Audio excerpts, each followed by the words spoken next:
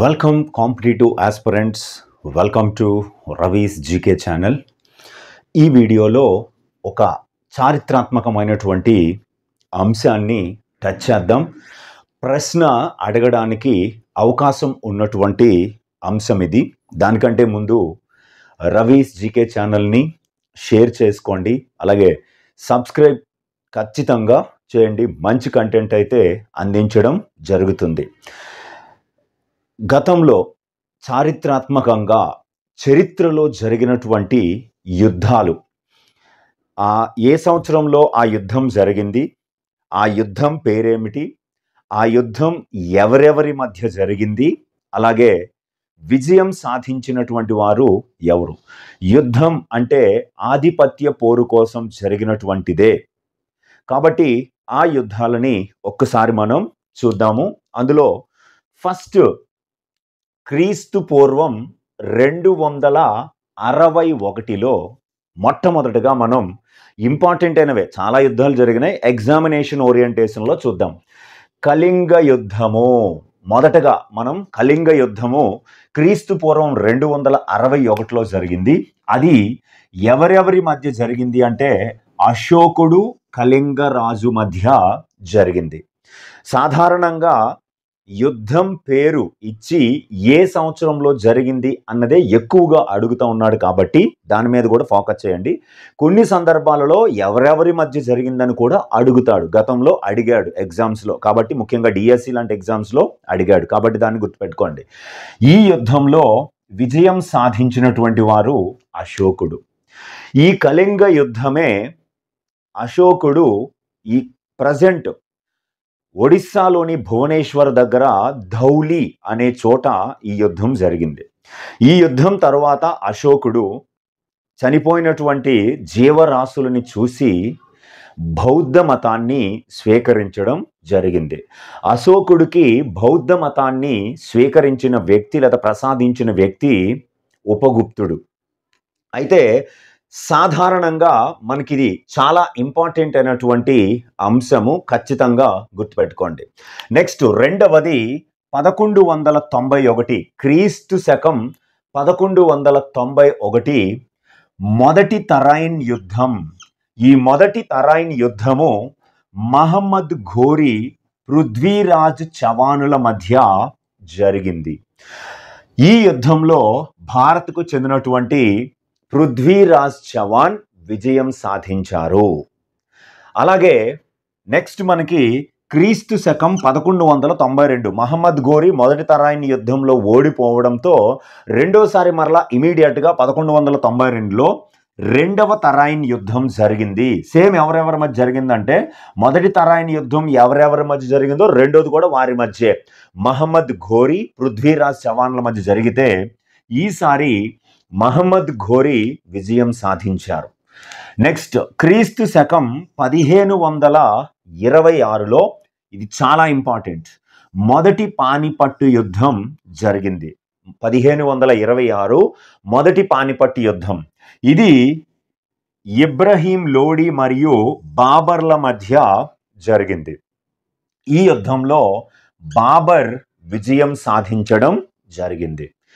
Next క్రీస్తు శకం 1527లో Canva యుద్ధం జరిగింది.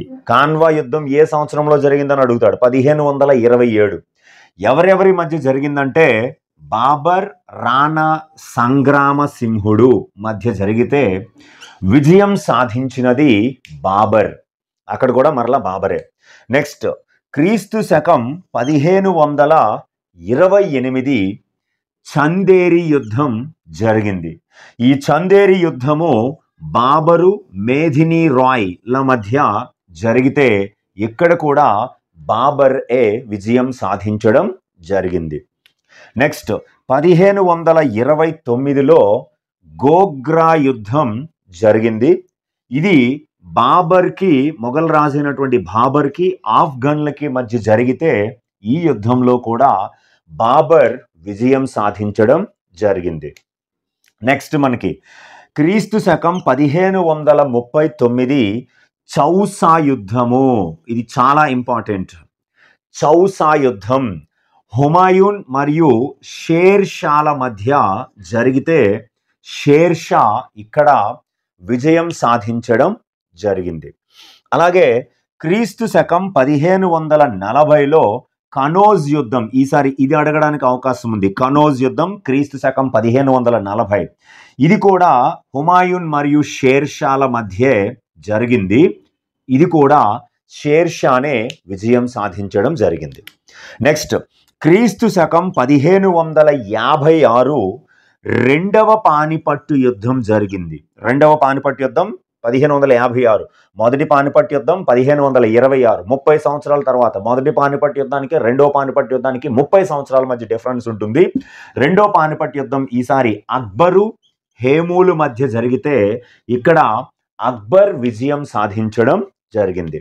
నెక్స్ట్ 1565 తల్లికోట యుద్ధం జరిగింది. ఈ తల్లికోట యుద్ధము విజయనగరం రాజులు మరియు దక్కన్ ముస్లింల మధ్య జరిగితే దక్కన్ ముస్లింలు విజయం సాధించడం జరిగింది. నెక్స్ట్ క్రీస్తు శకం 1576లో హల్దీఘాట్ యుద్ధం జరిగింది. మేవాట్ రాజైన రాణా ప్రతాప్ మరియు అక్బర్ల మధ్య జరిగితే అక్బర్ విజయం సాధించడం జరిగింది. ఓకే, తదుపరి యుద్ధంలో 1744లో మొదటి కర్ణాటక యుద్ధం జరిగింది. 1744 నుంచి 1748ల మధ్య కర్ణాటక యుద్ధం, మొదటి కర్ణాటక యుద్ధం. 1749 నుంచి 1754ల మధ్య రెండవ కర్ణాటక యుద్ధం జరిగింది. నెక్స్ట్ ఇది మళ్ళీ ఇంపార్టెంట్, 1757లో బొబ్బిలి యుద్ధం జరిగింది. బొబ్బిలి రాజుల మధ్య విజయనగరం జమీందారుల మధ్య ఈ యుద్ధం జరిగితే తాండ్ర పాపారాయుడిని యామార్చి విజయనగరం రాజులు గెలుపొందడం జరిగింది. కాబట్టి విజయనగరం జమీందారులు ఈ యుద్ధం 1757 బొబ్బిలి యుద్ధంలో గెలుపొందారు. నెక్స్ట్ ఇది మరలా ఇంపార్టెంట్, 1757 సేమ్ అదే 1757లో ప్లాసీ యుద్ధం జరిగింది. ఈ ప్లాసీ యుద్ధం సిరాజుద్దౌలా అలాగే ఫ్రెంచ్ వారితో కలిసి, సిరాజుద్దౌలా ఫ్రెంచ్ వారు కలిసి బ్రిటిష్ వారితో యుద్ధం చేస్తే బ్రిటిష్ వారే గెలుపొందడం జరిగింది. నెక్స్ట్ 1756 నుంచి 1763ల మధ్య కర్ణాటక యుద్ధం, మూడవ కర్ణాటక యుద్ధం జరిగింది. నెక్స్ట్ మరలా ఇది ఇంపార్టెంట్, 1761లో మూడవ పానిపట్టు యుద్ధం జరిగింది. అహ్మద్ షా అబ్దాలీ మహారాష్ట్రుల మధ్య జరిగితే అహ్మద్ షా అబ్దాలీ విజయం సాధించారు. నెక్స్ట్ మరలా ఇది కూడా ఇంపార్టెంటే, 1764లో బక్సార్ యుద్ధం జరిగింది.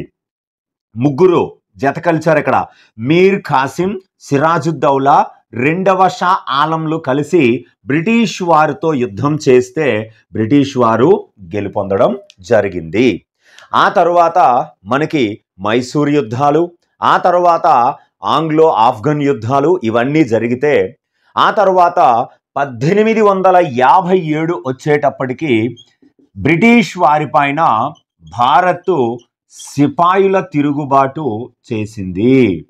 దీనినే మనం మొదటి స్వాతంత్ర్య సంగ్రామము అని పిలుస్తారు. ఫస్ట్ ఇండియాస్ ఇండిపెండెన్స్ వార్ 1857 మీరట్లో ప్రారంభమైంది. అలాంటి ఈ సిపాయిల తిరుగుబాటు ఆ తరువాత 1914 నుంచి 1918ల మధ్య మొదటి ప్రపంచ యుద్ధం, ఆ తర్వాత 1939 1945ల మధ్య రెండవ ప్రపంచ యుద్ధం జరిగింది. ఇవి ఎగ్జామినేషన్ పాయింట్ ఆఫ్ వ్యూలో యుద్ధాలు, అవి సంభవించిన సంవత్సరాలు, ఎవరెవరి మధ్య జరిగితే ఆ జరిగిన సంఘటనలు, విజయం సాధించిన వారు చూసాం.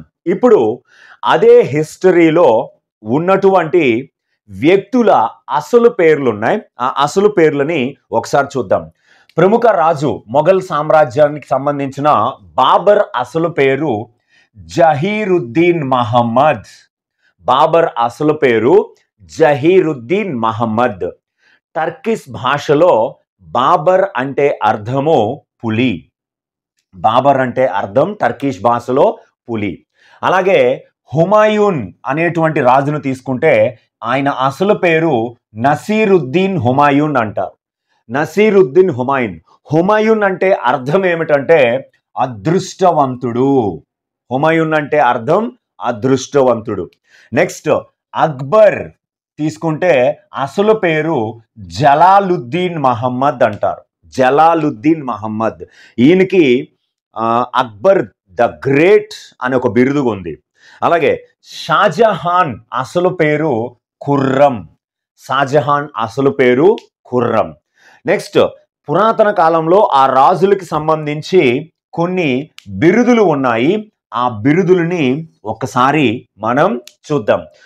ఒకటి, సముద్రగుప్తుడు అనే రాజుని ఇండియన్ నెపోలియన్ అని పిలుస్తారు.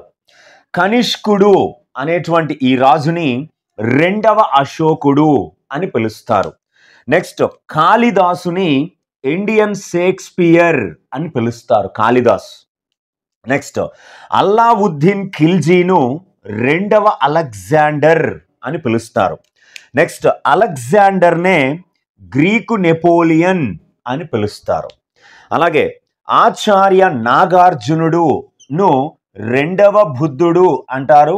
ఇండియన్ ఐన్స్టీన్ అని కూడా పిలుస్తారు. రెండు బిరుదులు ఉన్నాయి ఆచార్య నాగార్జునుడికి. అలాగే చాణుక్యుడు అన్న ఈయన్ని ఇండియన్ మాకియవెల్లి అని పిలుస్తారు.